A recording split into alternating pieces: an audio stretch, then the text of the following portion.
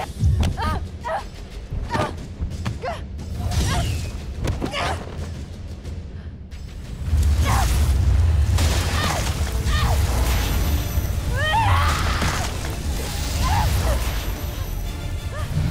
ka na, Bathaluman! Huwag mo nang saktan ang aking ada! Kung bibigyan ko ng layang yung galit, ang buong Encantadia ang magdurusa sa kawalan ng hangganan ng paghihiganti. Si Gaia ay hindi bibigyan ng pangalawang buhay, pagkat meron siyang sariling landas na tatahakin. At si Mitena ay hindi rin hahatulan ng iyong galit, kundi ng kaayusan ng Devas. Huwag ninyong gawin alipin ng iyong sugat, ang kabuuan ng Lireo. Hinayaan mong yurakan niya ang ating lahi. At ngayon humihingi ka ng kapatawaran. At walang kapatawaran ang lahat ng ginawa ninyo kay Aquila at kay Gaia. Hindi kapatawaran ninyo ang aking hinihingi, kundi ang pagtalima sa batas na higit pa sa ating lahat. Kayong mga bathala, palagi kayong nagtatago sa salitang mataas. Ngunit kaming mga mandirigma, kaming mga hara,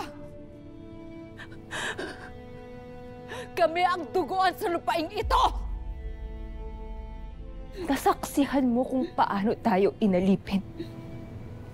Kinulong tayo sa loob ng kristal ng pagkatagal-tagal na panahon. Batid ko ang lahat ng yan. Ngunit ang dugo ay hindi mapapawi ng dugo. At ang katarungan ay hindi nangangahulugan ng puot. Ang mga sangre at hara na nangingibabaw sa galit ay hindi tunay na sangre at reyna, kundi anino ng kaniyang mga kaaway. Isa-isip at puso ninyo ang mga aral na ito bago pa mahuli ang lahat.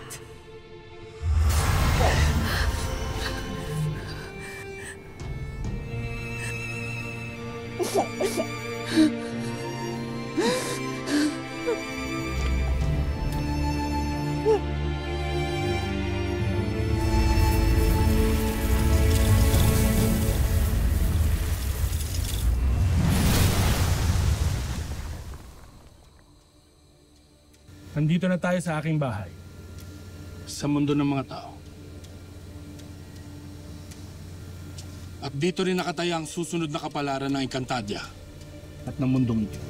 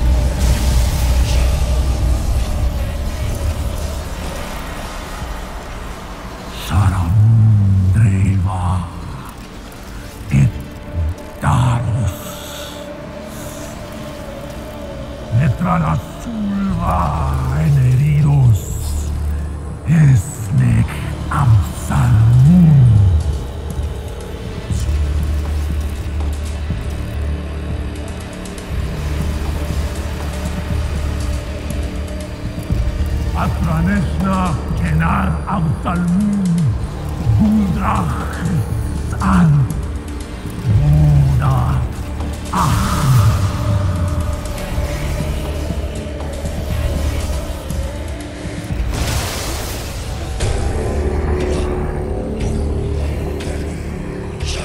Sisimula ng Panginoon.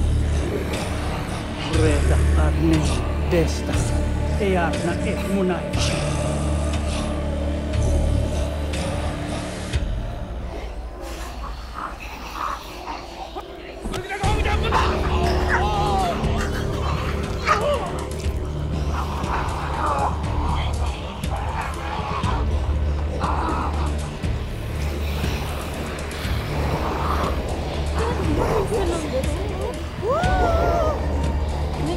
Kakaiba siya, oh.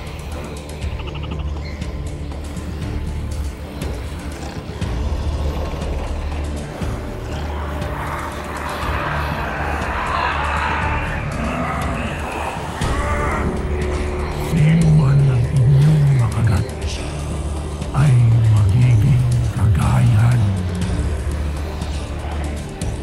Kaya humayo niyo at purihin ang aking mga alagad.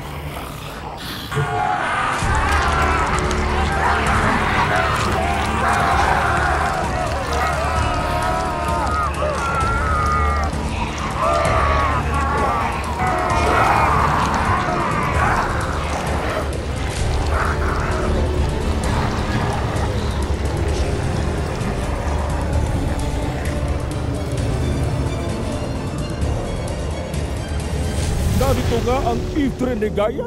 Nasaan ang aking kapatid? Ibig ko rin po siya makilala. May nagaganap ngayon na katuruan dito sa Quezon City na nagsimula sa isang bar sa Timog. Sa darating na kabilugan ng 2 buwan sa Encantadia, makakalabas na tayo dito. Anong nagaganap sa makapangyarihan mong setro? May nagpalaya sa aking mga bagong alagad. Kung ganon, ay higit lalong dapat tayong magparami. Tiyak na hinahanap na nila ako.